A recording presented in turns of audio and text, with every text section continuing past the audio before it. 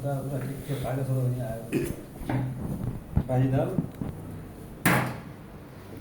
भात बनाउनु 4 घन्टा 4 घन्टा लाग्यो भने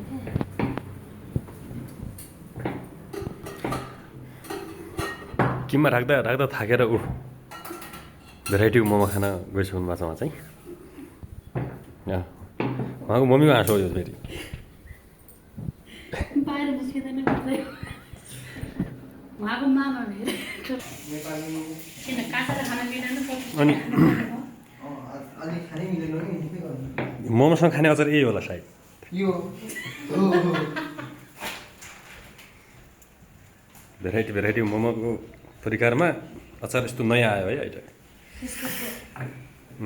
इस्कुस गरे अझ त्यही पनि फेरि म त अझ आफू गयो भन्ने पो सोचेको थिएँ त त्यो चाहिँ इस्कुसको